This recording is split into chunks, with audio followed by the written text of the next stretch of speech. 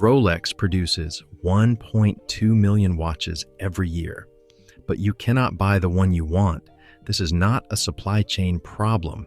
This is the most profitable manipulation in modern luxury. And it is the same playbook Hermès uses to sell $40,000 handbags. Quick note before we start. This is a podcast-style video.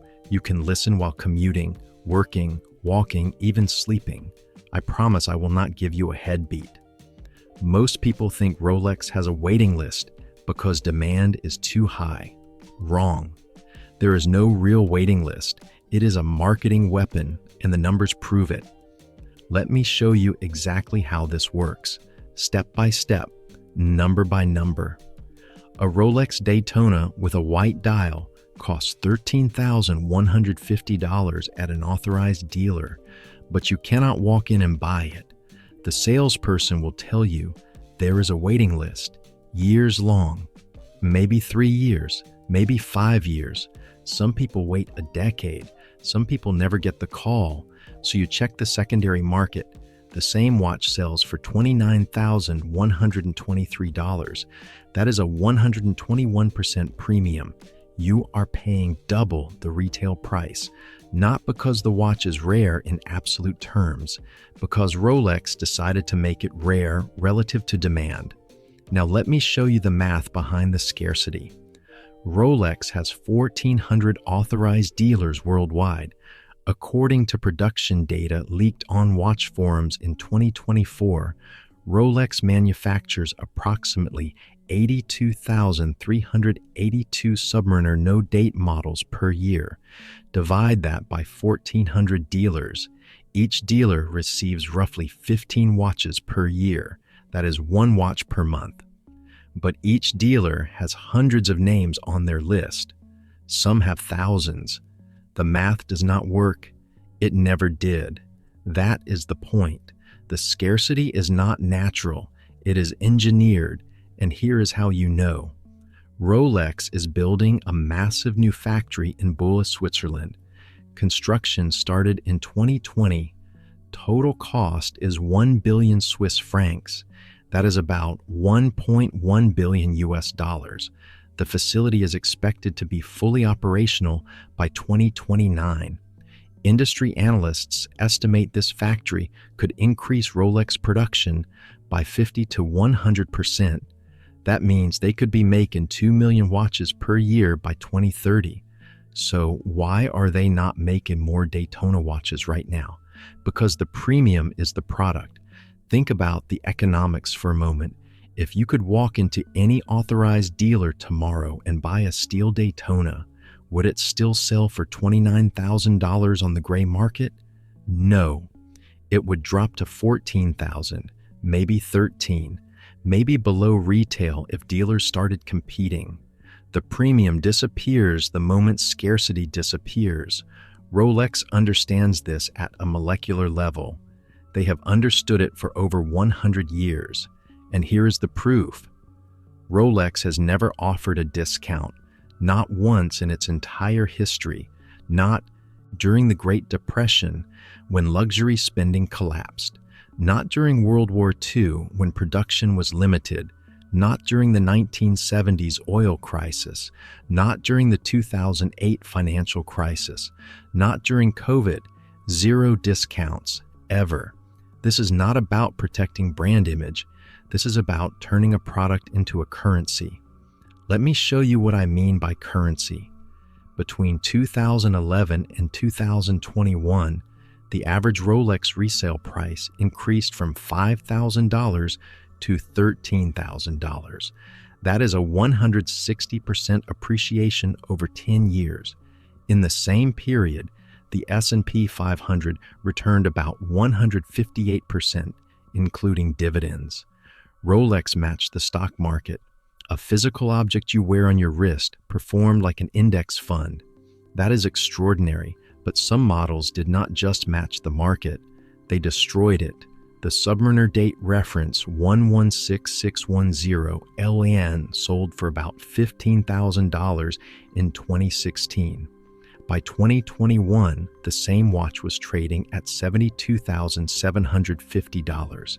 That is a 385% return in 5 years.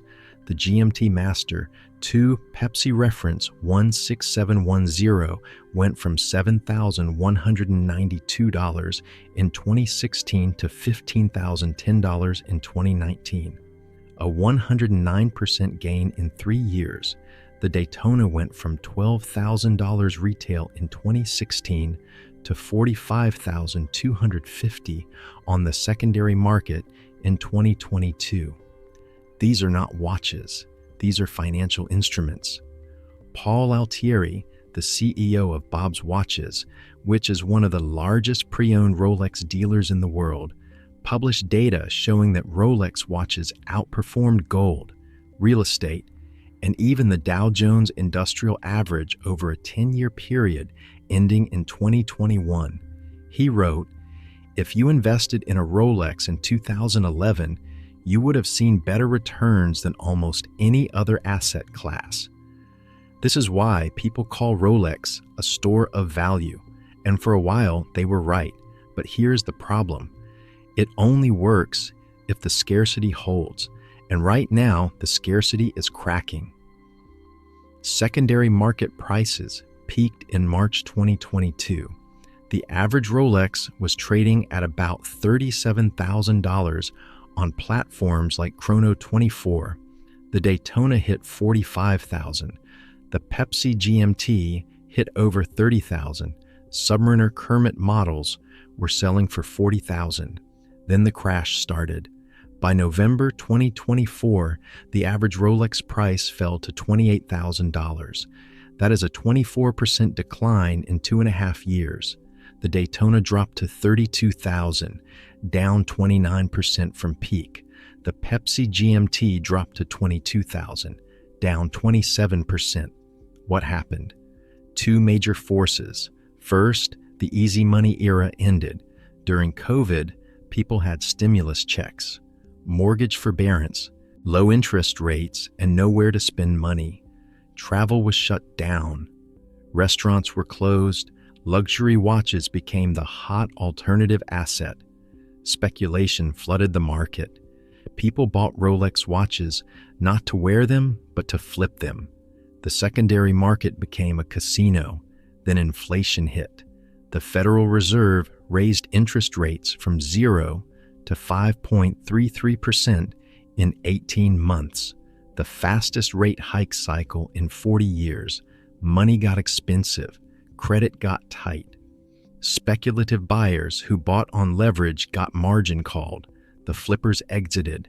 Prices collapsed. Second factor. Rolex launched their certified pre-owned program in late 2022. CPO watches come with a 2-year warranty directly from Rolex. They are serviced by Rolex. They are authenticated by Rolex. And they cost 15 to 30% more than non-certified pre-owned watches on the gray market. This was a direct attack on gray market dealers. Think about it. If you're going to pay a premium above retail anyway, why not get the Rolex warranty? Why not buy from an official channel? The CPO program gave buyers a legitimate alternative to sketchy gray market dealers. The result? Gray market prices dropped. Dealers got squeezed. The arbitrage opportunity started shrinking. But here is what most people miss. Rolex does not care if secondary market prices drop. They never see that money anyway. A Daytona sells for $13,150 at the authorized dealer.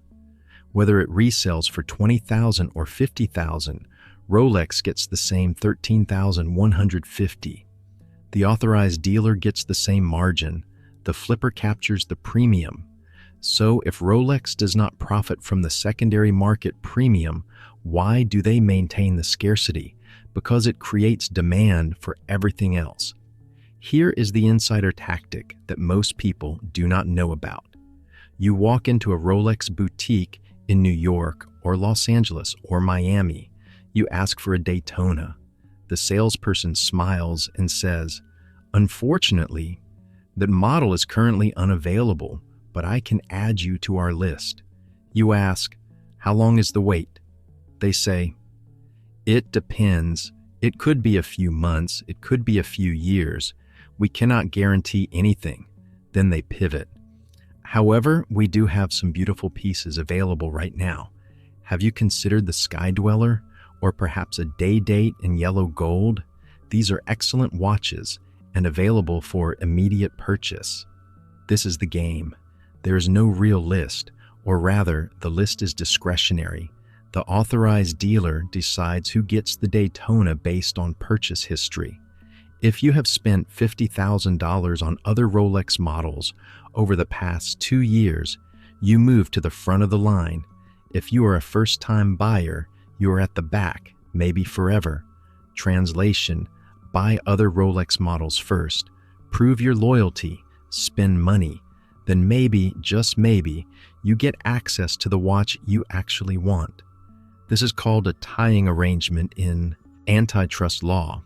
You want product A, but the seller forces you to buy products B, C, and D first. In many markets, this is illegal, or at least legally questionable. Hermès faced a class action lawsuit in 2024 for this exact tactic with Birkin bags. The lawsuit alleged that Hermès requires customers to buy ancillary products like scarves, belts, shoes, and ready-to-wear clothing before being offered a Birkin bag. The plaintiffs argued this is an illegal tying arrangement under the Sherman Antitrust Act. The case is still ongoing, but the practice continues. Speaking of Hermès, let me show you the luxury scarcity playbook, because Rolex did not invent this strategy. They perfected it. Hermès makes Birkin bags. The entry-level Birkin in Togo leather costs about $10,000. Exotic skin versions in crocodile or alligator cost over $100,000. Rare custom versions have sold at auction for $300,000 or more. But you cannot just walk into Hermès and buy a Birkin. There is no official waiting list. The brand explicitly denies having a list. Instead, you have to build a relationship with a specific sales associate. You buy scarves for $2,000. You buy belts for $1,000. You buy ready-to-wear for $5,000. You spend tens of thousands over months or years. Then maybe your sales associate offers you a Birkin. Not the color you want, not the leather you want, but a Birkin. You have two choices: buy it and prove your loyalty, or decline and start over. Sound familiar? It is the exact same system Rolex uses. Patek Philippe does it. Audemars Piguet does it. Ferrari does it with the LaFerrari and SF90 hypercars. Richard Mille does it. This is the luxury scarcity playbook. Let me show you the specific numbers from other brands. Patek Philippe produces approximately 60,000 watches per year. That is 1/20th of Rolex production, 1/8 of Omega production, 1/23rd of Longines production. They are deliberately small. Their Nautilus model, which is their most iconic steel sports watch, has an unofficial waiting list of 5 to 8 years. But in 2024, Patek Philippe CEO Thierry Stern gave an interview where he said, "I tell my authorized dealers, do not sell Nautilus watches to tourists. Save them for your local customers. That is a smart strategy." Why would he say that? Because tourists are one-time buyers. They buy the watch and disappear. Local customers come back. They build relationships. They buy more watches over time. The lifetime value of a local customer is 10 times higher than a tourist. This is not about serving customers. This is about maximizing long-term revenue per relationship. Audemars Piguet is even more explicit. In a 2024 interview, their CEO, François-Henri Benamia, said, "We receive 2,500 to 3,000 requests every year for the Royal Oak Jumbo Extra Thin, but we only make 900. If we made 3,000 tomorrow, nobody would want it anymore. That is how this works." He just admitted the entire game on the record. Scarcity creates desire. Abundance kills it. The business model requires saying no to 70% of demand. Now let me show you why this works psychologically. There is a concept in behavioral economics called reactance. When humans perceive a loss of freedom or access, they want the restricted thing even more. It is hardwired into our brains. The moment you tell someone they cannot have something, it becomes more valuable in their perception. This is why banned books sell more copies, why canceled shows get more viewers, why unavailable products create obsession. Rolex does not sell watches. They sell the inability to get one. Think about how brilliant this is. Every time someone walks into a boutique and hears it is unavailable, they leave wanting it more. The rejection becomes part of the brand experience. The difficulty becomes part of the value proposition. You do not just buy a Rolex, you earn the right to buy one. This is identity transformation. Owning a Rolex is not about telling time. Your phone does that better. Owning a Rolex signals that you are the type of person who has access. You have status. You have patience. You have connections. You are part of the club. That psychological signal is worth more than the watch itself. But here is the dark side. This system creates a massive economic arbitrage, and that arbitrage is effectively a tax on people without insider knowledge. Let me break down the numbers. A Submariner date, Kermit reference 126610, LV retails for $9,550. The secondary market price as of January 2025 is $23,023. The difference is $13,473. That is a 141% markup. Who captures that markup? Not Rolex, not the authorized dealer, the flipper, the person who has purchase history, the person who knows the game. If you do not have access, you pay the tax. If you are not part of the insider network, you pay double. This is economic gatekeeping, and it is completely legal. Now here's the complicated question.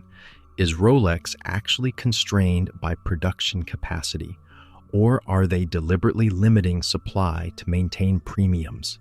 The answer is both. Rolex factories do operate near maximum capacity. This is true. They produce 1.2 million watches per year across all models. They have 4 main production facilities in Switzerland. They employ about 9,000 people. Manufacturing a mechanical watch takes months. There are real capacity constraints. But here is the thing. They could shift production allocation. They could make fewer date-just models, fewer Oyster Perpetual models, fewer Air King models. These models sit in display cases. They are available for immediate purchase. There is no waiting. List for a date just. And they could make more Daytona models, more Submariner models, more GMT Master models. The demand is crystal clear. The secondary market premiums prove it. But Rolex does not shift production. Why? Because shifting production would destroy the premium. If Rolex made 50,000 Daytonas per year instead of 20,000, the secondary market would flood. Gray market prices would crash. Authorized dealers would have inventory sitting on shelves. And suddenly, a Daytona is just another watch you can buy. The scarcity is the strategy. It always has been. The capacity constraint is real, but the allocation constraint is intentional. Let me show you what happens when this strategy fails. Between 2018 and 2023, luxury watches became an alternative asset class. According to a Boston Consulting Group report, the big 3 brands, Rolex, Patek Philippe, and Audemars Piguet, were delivering average annual returns of 20%. That is better than the S&P 500, better than real estate, better than gold. Institutional investors noticed. Hedge funds started buying watches. Private equity firms launched watch funds. Retail investors piled in through platforms like Vinovest and Rally. The secondary market became a casino. Speculation was rampant. Watches were trading like stocks. People were flipping Submariners like they flipped GameStop shares. The fundamentals did not matter. The only thing that mattered was momentum. And momentum only works until it does not. By mid-2022, the bubble started leaking. By 2024, it popped. Average Rolex prices fell 15%. Some models fell 29%. The people who bought at the peak in March 2022 lost tens of thousands of dollars. The flippers got burned. The speculators exited. But Rolex kept selling watches at retail. $13,150 for a Daytona. $9,150 for a Submariner. $9,700 for a GMT Master. They never changed the price. They never had to. This is the power of controlling the primary market. Secondary prices can crash. Gray market dealers can go bankrupt. Speculators can lose everything. Rolex is insulated. Their revenue stays perfectly stable. But here is the question nobody is asking loudly enough. What happens when the new factory in Boulay opens in 2029? If Rolex doubles production capacity, does the scarcity strategy survive, or does the entire system collapse? There are two scenarios. First scenario: Rolex increases production of low-demand models. They make more Date-Just, more Oyster Perpetual, more Lady Date-Just, but they keep Daytona, Submariner, and GMT Master production relatively flat. Maybe they increase it by 10 or 20%, but not enough to flood the market. The scarcity continues. The premiums persist. The strategy holds. Second scenario: Rolex floods the market. They double production across all models. Daytonas become readily available. You can walk into an authorized dealer on a random Tuesday and buy one. The wait lists disappear. The premiums evaporate overnight. The gray market collapses. The flipping economy dies. Which scenario is more likely? I think the first. And here's why. Rolex has spent over a century building this system. They have trained consumers to view their watches as scarce assets. They have built an entire ecosystem around controlled access. They are not going to destroy that for short-term revenue gains. Remember, Rolex is a private company. They are owned by the Hans Wilsdorf Foundation, a Swiss charitable trust. They do not have shareholders demanding quarterly growth.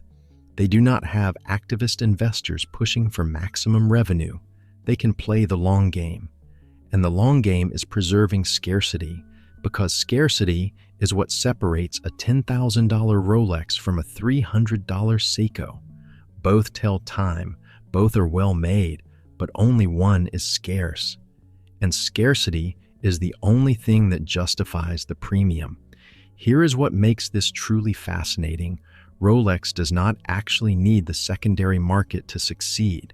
They just need people to believe they might get access someday.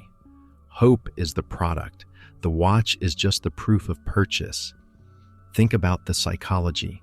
Millions of people dream about owning a Rolex Daytona. They research it online. They watch YouTube videos. They visit boutiques. They ask about availability. Most of them never buy one, but the dream drives the brand value. And occasionally, one person gets the call. They get offered the Daytona. They buy it. They post about it on Instagram. They tell their friends. That one success story fuels the hope of 1,000 others. The cycle continues. This is brilliant brand management. You are selling access to scarcity, and access is infinitely scalable as long as you never give everyone access. Now let me tie this back to the bigger picture. Rolex is not a watch company anymore. They are a financial instrument disguised as a luxury brand. Every Submariner is a bearer bond. Every Daytona is a store of value. Every GMT master is a hedge against currency debasement, and the scarcity is the interest rate. When supply is tight, interest rates are high. Premiums go up. Asset prices rise. When supply loosens, interest rates fall. Premiums compress. Prices drop. Rolex controls the supply. Therefore, Rolex controls the interest rate on their own assets. This is central banking for luxury goods. And it is genius. This is why Rolex will never flood the market, because the moment they do, the entire system collapses. The watches become commodities, and commodities are not worth $30,000. They are worth what they cost to manufacture, plus a reasonable margin, maybe $3,000, maybe $5,000, not $30,000. The premium exists because of scarcity. Remove scarcity, remove premium. It is that simple.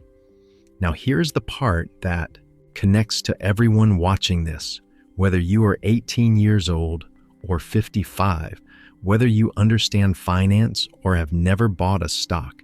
This system affects you, because this is not just about Rolex.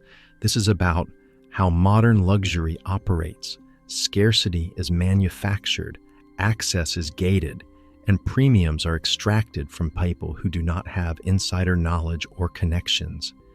You see this pattern everywhere. Limited edition sneakers from Nike and Adidas, Supreme clothing drops, concert tickets for Taylor Swift, PlayStation 5 consoles during shortages, NFTs during the crypto boom, exclusive memberships at private clubs, same playbook every time. Create artificial scarcity, build hype through access restriction, extract maximum premium from people desperate to get in. The question is, do you pay the premium, or do you recognize the mechanism and make a different choice? Here is my perspective. If you want a Rolex because you genuinely love watches, buy one, enjoy wearing it, appreciate the craftsmanship. But if you are buying it as an investment, you need to understand what you are really buying. You are not investing in a watch. You are investing in the belief that scarcity will hold. You are betting that Rolex will not flood the market. You are gambling that demand will stay high. And belief is fragile. Beliefs change. Markets shift. Secondary prices crashed 29% from peak to trough between 2022 and 2025. That is not a store of value. That is speculation. And speculation only rewards people who are early. The people who bought Submariner watches in 2010 for $5,000 and sold in 2021 for $40,000. They won. They timed it perfectly. The people who bought in 2022 at the peak for $40,000 and sold in 2025 for $28,000. They lost $12,000. Timing is everything in speculation. And if you do not have insider access, your timing is always late. By the time regular people hear about an opportunity, the smart money has already positioned. By the time CNBC is talking about Rolex as an investment, the peak is probably near. So here's the real lesson from all of this. Rolex is not manipulating the market in an illegal sense. They are the market. They set the rules. They control the supply. They decide who gets access, and everyone else plays the game they designed. You can respect the strategy. You can even participate if you want, but never forget who holds the cards. It is not you. It is not the authorized dealer. It is Rolex. They own the deck. They shuffle. They deal. You just play the hand you are given. The next time you walk past a Rolex boutique and see a beautiful Daytona sitting in the display case with a small sign that says, "Not available for purchase," remember this conversation.